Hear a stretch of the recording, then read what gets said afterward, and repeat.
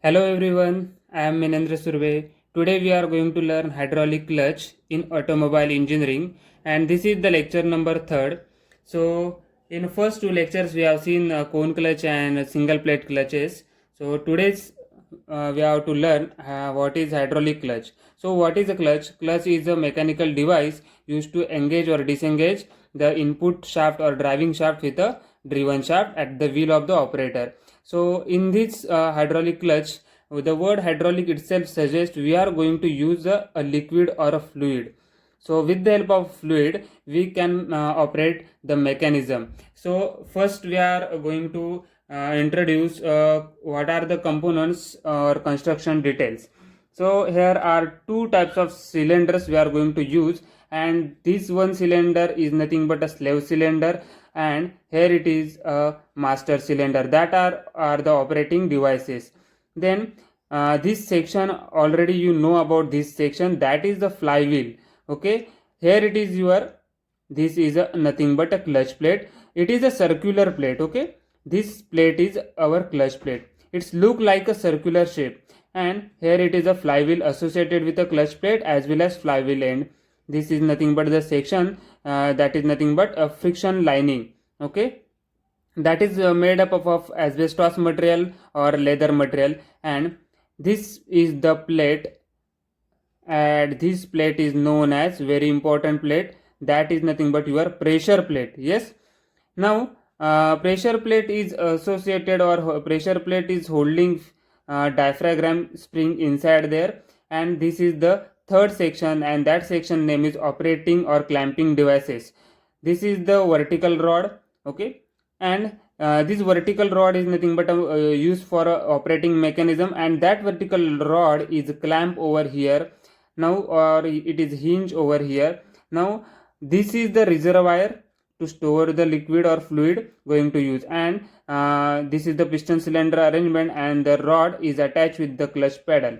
Okay, now see the working of hydraulic clutch, how it is actually work, why it is going to use in automobile industries. Now see. Okay, when I am going to discuss two cases here, engagement and disengagement case. First we will learn what is a disengagement case. When operator is going to press that clutch pedal, what will happen? Once you press this clutch pedal, the liquid or fluid present over here, that fluid get compressed, and due to the pressure of here it is a pressure, inward pressure. Due to that pressure, fluid is going to transfer through this liquid line. Fluid is going to transfer through this pipeline, and it is directly enters into this slave cylinder. This is your slave cylinder where fluid is entirely strikes here, and what will happen, this slave cylinder compress this fluid over here. Slave cylinder compress the liquid present here. Due to the pressure of the liquid or fluid, this tie rod is, this is your tie rod, this tie rod will be going to tilt. Now this tie rod will be going to tilt according to this way, this position. I have shown here indication marks. So this is the pressure of the fluid, and due to that pressure force, this vertical tie rod is going to be a tilt likewise. So this is the tilting force. This is the, this rod will look like this way. So at that center it is hinge point. So what is the force exerted here?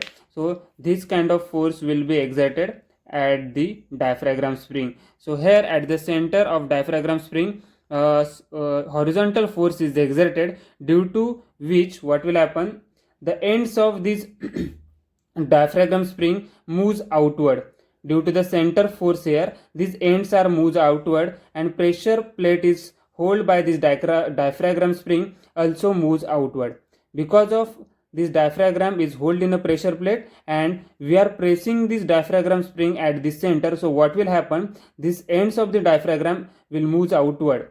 Now here it is the indication marks of that arrows. So look at that arrows. So that's why your pressure plate is also moves backward or rightward side. So that's why there is no contact between pressure plate or a clutch plate, or so we can say there is no contact between clutch plate and flywheel. So this is your disengagement case.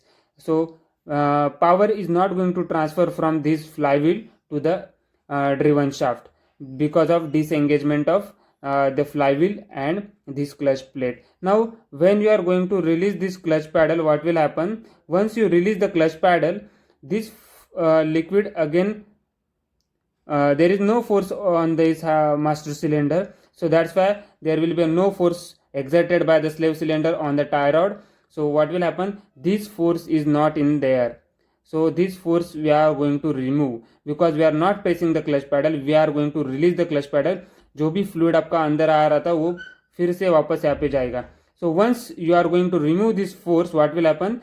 This diaphragm spring exerts a pressure on this clutch plate, or we can say diaphragm spring exerts a pressure on pressure plate, and pressure plate again exerts the pressure on your clutch plate. So once clutch plate and flywheel is in a contact position, so both are in a contact position, now your power will get transferred from engine towards the driven shaft. So this is your engagement case. So the two cases I have explained, one is engagement and one is disengagement. So I think it is very easy to understand. You look at the arrow marks, that arrow marks clearly indicating where the force is exerted, where the force is going to be removed, and where the force is going to be acted. So according to this hydraulic clutch, this operates very ease of operation because fluid may take its works, and it is very easy to operate by the operators. So that's why hydraulic clutches are very largely used in automobile industries, and this is the working principle of hydraulic clutch. So thank you for watching my channel. Thanks.